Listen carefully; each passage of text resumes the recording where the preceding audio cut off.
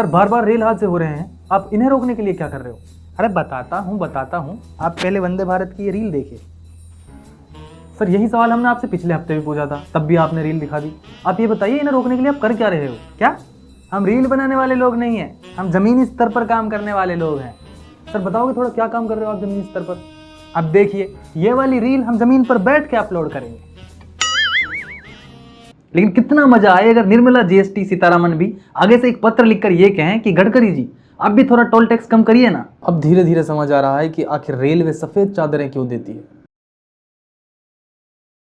पिछले 2 हफ्तों में जितना कंटेंट कावड़ और संसद ने दिया है उसको देखते हुए कंटेंट क्रिएटर्स बोल रहे हैं हे भगवान तेरी लीला अपरंपार है। उत्तर प्रदेश से कावड़ियों के लगातार उधम मचाने के वीडियोज सामने आ रहे हैं। कभी वो मुस्लिम्स को पीटते हैं, कभी वो मस्जिद में जाके उधम मचाते हैं, कभी वो पुलिस के साथ हाथापाई करते हैं, तो कभी वो आपस में भिड़ जाते हैं। पिछले हफ्ते ऐसा ही एक वीडियो निकल कर आया यूपी के गाजियाबाद से। यहाँ दोहाई आरटीएस स्टेशन के पास एक पुलिस की गाड़ी कावड़ से टकरा गई। जी हाँ, वही यूपी पुलिस जो कभी इन कावड़ियों के पैर दबाती है तो कभी इन पर फूल बरसाती है। कावड़ से टकराने के बाद गुस्से में आए कावड़ियों ने उस गाड़ी को घेर लिया और उसमें जमकर तोड़फोड़ शुरू कर दी। मतलब शीशे, हेडलाइट, गाड़ी को बुरी तरह से तोड़ दिया। मैं हैरान हूँ जी। हैरान? अभी और सुनिए। इसके बाद कावड़ियों ने इस पुलिस की गाड़ी को पलट दिया। फिर तेजी दिखाते हुए यूपी पुलिस मौके पर पहुंची और गुस्से में आए कावड़ियों को मनाने लग गई और उस ड्राइवर को गिरफ्तार कर लिया। हमारे यहाँ ऐसा ही होता है। अगली खबर निकल कर आई इंडियन रेलवेज से। इन दिनों देश में लगातार इंडियन रेलवेज के हादसों का सिलसिला रुकने का नाम नहीं ले रहा। पिछले हफ्ते झारखंड के टाटानगर के पास चक्रधरपुर में फिर एक रेल हादसा हो गया। हावड़ा से मुंबई जा रही हावड़ा CSMT मेल के 18 डिब्बे पटरी से उतर गए। इस हादसे में कम से कम 2 यात्रियों की मौत हो गई और कोई 50 लोग घायल हो गए। इसी रूट पर 2 दिन पहले एक मालगाड़ी भी पटरी से उतर गई थी। आंकड़ों के मुताबिक पिछले 14 महीनों में 4 रेल बड़े हादसे हुए हैं जिनमें 320 यात्रियों ने अपनी जान गंवा दी। अब धीरे धीरे समझ आ रहा है कि आखिर रेलवे सफेद चादरें क्यों देती है। बार बार रेल हादसे हो रहे हैं। जब रेल मंत्री अश्विनी वैष्णव से संसद में विपक्ष ने सवाल किया कि आखिर ये क्यों हो रहा है, तो कहते हैं हम रील बनाने वाले मंत्री नहीं हैं, हम जमीनी स्तर पर काम करने वाले लोग हैं। ऐसा है, केवल रील बनाने वाले लोग नहीं, हम मेहनत करने वाले लोग हैं, काम करने वाले लोग हैं। बेशर्मो शर्म करो शर्म। सर बार बार रेल हादसे हो रहे हैं, आप इन्हें रोकने के लिए क्या कर रहे हो? अरे बताता हूँ, आप पहले वंदे भारत की ये रील देखिए। अबे साले। सर यही सवाल हमने आपसे पिछले हफ्ते भी पूछा था, तब भी आपने रील दिखा दी। आप ये बताइए इन्हें रोकने के लिए आप कर क्या रहे हो? क्या हम रील बनाने वाले लोग नहीं हैं, हम जमीनी स्तर पर काम करने वाले लोग हैं। सर बताओगे थोड़ा क्या काम कर रहे हो आप जमीनी स्तर पर? अब देखिए ये वाली रील हम जमीन पर बैठ के अपलोड करेंगे। अगली खबर है राजस्थान से। राजस्थान एजुकेशन डिपार्टमेंट ने इस एकेडमिक ईयर में आरएसएस नेता सावरकर की जयंती और 370 हटाने का जश्न मनाने की घोषणा की है। इंडियन एक्सप्रेस की एक रिपोर्ट के मुताबिक बीते हफ्ते शिक्षा विभाग ने साल 2024-25 के लिए सवीरा पंचांग एनुअल एकेडमिक कैलेंडर जारी किया। कैलेंडर के अनुसार 28 मई को सावरकर की जयंती और 5 अगस्त को जम्मू कश्मीर से आर्टिकल 370 हटाए जाने की याद में स्वर्ण मुकुट मस्तक दिवस मनाने की घोषणा की। साथ ही 14 फरवरी को फादर्स मदर्स डे और 4 फरवरी को सूर्य नमस्कार को इस कैलेंडर में जोड़ा जाएगा। सर इतने सारे दिवस जयंती जोड़ दिए, आखिर स्टूडेंट्स पढ़ेंगे कब? नहीं पढ़ेंगे तो क्या हुआ? सर फेल हो जाएंगे नहीं पढ़ेंगे तो। इसकी चिंता आप मत करिए, हमारे पास एक नई व्यवस्था है, एक माफीनामा और पास, सिंपल। अगली खबर जीएसटी से जुड़ी है। अरे डरिए मत, जीएसटी वगैरह कुछ नहीं बढ़ा है। दरअसल कर्नाटक के जीएसटी विभाग ने आईटी सर्विसेज सेक्टर की दिग्गज कंपनी इन्फोसिस के खिलाफ 32,403 करोड़ रुपए की जीएसटी चोरी के आरोप लगाए हैं, जिसके लिए इस कंपनी को इसके कारण बताने के लिए नोटिस भी जारी किया गया है। अगर आपको नहीं पता तो मैं बता दूं, इन्फोसिस नारायण मूर्ति जी की कंपनी है। वही नारायण मूर्ति जो बार बार कहते हैं वो एक वीक में 85 से 90 घंटे काम करते हैं और यंगस्टर्स को कॉर्पोरेट में मिनिमम 10 घंटे वर्क कल्चर को अपनाने की सलाह देते हैं। अच्छा, तो नारायण मूर्ति जी आप एक्स्ट्रा वर्किंग आवर्स में ये काम करवाना चाह रहे थे। बाद में कर्नाटक जीएसटी डिपार्टमेंट की ओर से जो नोटिस जारी किया गया था उसको वापस ले लिया गया, लेकिन इस मामले पर जीएसटी डायरेक्टरेट जनरल को अपनी प्रतिक्रिया सबमिट करने के लिए कहा गया है।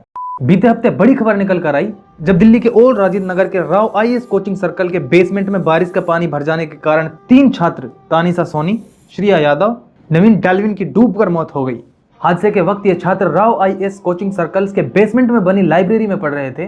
तभी राव आईएएस के कोऑर्डिनेटर्स आए और उन्होंने छात्रों को कहा कि फटाफट सभी बाहर जल्दी से निकल जाओ, यहाँ पर पानी भर रहा है। लाइब्रेरी में मौजूद छात्र अपना बैग किताब छोड़कर भागने लगे, लेकिन तब तक पानी इतना भर चुका था कि उनके लिए बाहर निकलना मुश्किल था। सीढ़ियों पर लगी रेलिंग से भी हाथ फिसलने लगे, जिसके चलते लगभग 8 बच्चे अंदर फंस गए।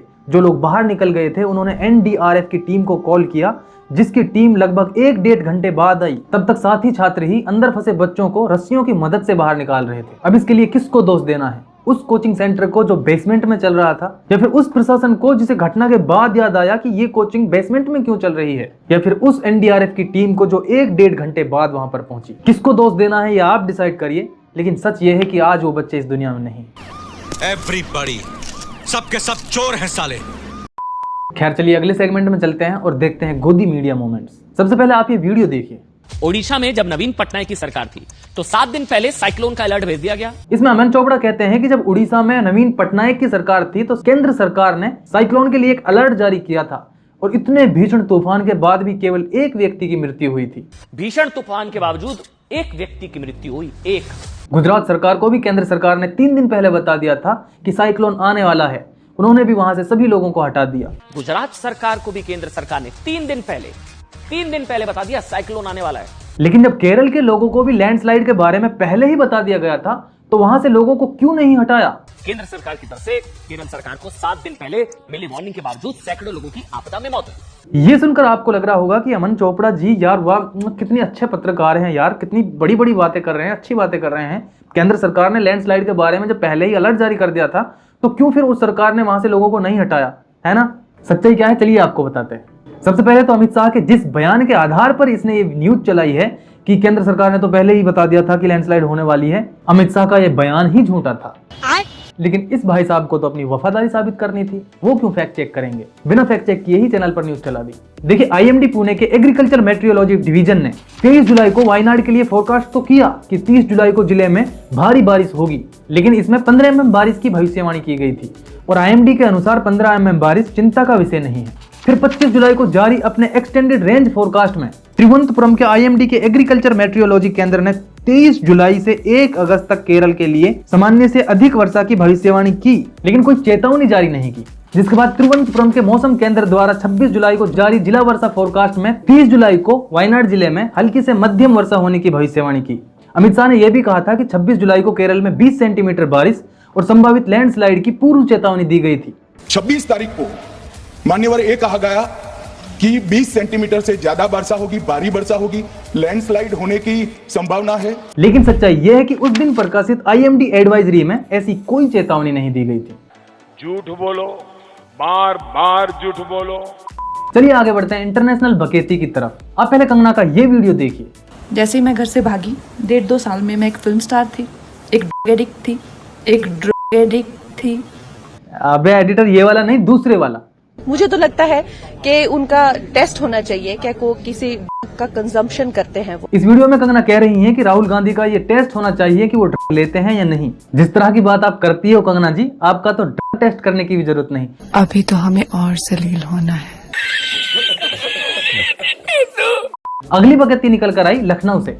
लखनऊ नगर निगम ने इस साल 14 करोड़ रुपए खर्च कर दिए एरिया की साफ सफाई के लिए और नालियों की साफ सफाई के लिए, लेकिन जैसे ही बीते हफ्ते वहां पर बारिश हुई तो 100 से ज्यादा इलाके जलमग्न हो गए। लेकिन जैसे ही जलभराव की समस्या को लेकर कुछ लोग नगर निगम पहुंचे तो वहां पर देखा खुद नगर निगम मुख्यालय में पानी भरा हुआ है। हेलो, हम तुमसे ज्यादा गरीब हैं।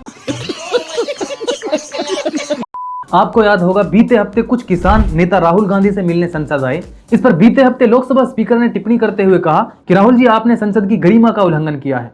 जब ये सूचना आई आप मिले, उनसे अंदर मिले, लेकिन उसमें एक सदन की मर्यादा का उल्लंघन हुआ कि कभी सदन में मान्य सदस्य के अलावा दूसरा कोई व्यक्ति बाइट नहीं दे सकता। 1 मिनट ओम बिरला जी। क्या बोला तूने? ओम बिरला, हाँ ठीक है, वो ठीक है। अगर ये संसद की गरिमा का उल्लंघन था तो ये क्या था?